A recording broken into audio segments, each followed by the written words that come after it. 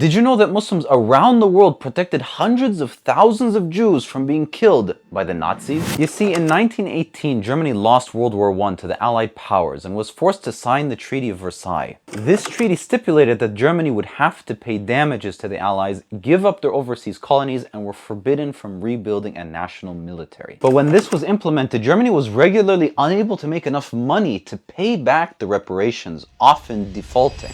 As punishment, France and Belgium occupied the Ruhr Valley, which was where many of the German factories and companies were, making it now even more difficult to pay back the reparations and ultimately dragging the German economy into hyperinflation. To give you an idea of what this was like, at the beginning of 1923, one loaf of bread was worth 160 German marks. By the end of the next year, it was 200 billion. People were burning money to heat their homes because it was cheaper than wood. And this economic suffering and the feeling of national shame and humiliation made the more extreme political parties very popular. And in 1933, with the promise of restoring glory to the German people and dealing with the quote-unquote vermin of the country, the Nazi party under Adolf Hitler rose to power. He quickly consolidated his control of the country, and within 5 years he had nearly total control over the government and the military. And this is where the killings began. World War II began in 1939 when Hitler invaded Poland to the east in order to gain back territory lost in World War I and to subjugate his neighbors and ultimately use the resources of that country and the other countries around it to try to make Germany a self-sustaining country, one that wouldn't have to rely on trade with other countries to prosper. And it was during the war when he first approved Action T4, in which doctors were ordered to kill up to 300,000 patients in psychiatric hospitals who were mentally ill or physically disabled. He would continue such campaigns against gypsies, blacks, Slavs, Jehovah's Witnesses, and of course,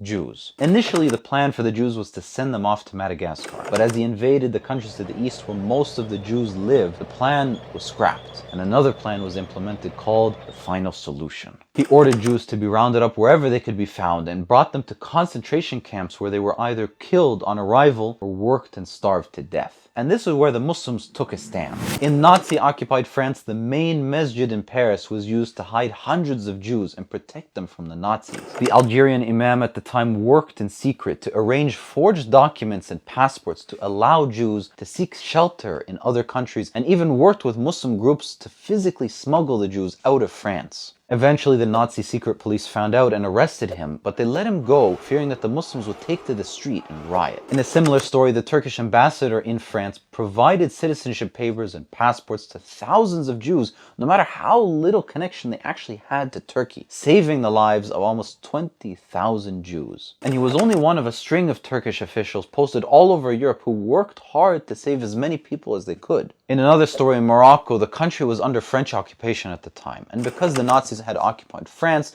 the French government was forced to implement Nazi policies in their own colonies. But the Moroccan king stood up for the Jews of the country, threatening the Germans and the French, and out of 250,000 Jews who lived there, not a single one was touched by the Nazis or their French collaborators. And finally, we come to Albania, the only Muslim-majority country in Europe at that time. The people there had a code of honor called Besa, an unbreakable promise to protect and shelter the refugees of war. And even though the government was under Nazi occupation at the time, the Jewish population there actually tripled. It was the only European country which had more Jewish people at the end of World War II than before. And all of this is no different from when the Jewish people used to live with us when the Muslims ruled Spain and Portugal. And when the Europeans reconquered the peninsula, the Jews fled to other Muslim lands in Morocco, Algeria, Egypt, and Turkey to escape from the Europeans who were forcing them to convert to Christianity. We sometimes forget that the Muslims have always been the protectors of the Jewish people, even when Europe was trying to purge them, a fact that Europeans often forget. Like and follow for more Muslim facts.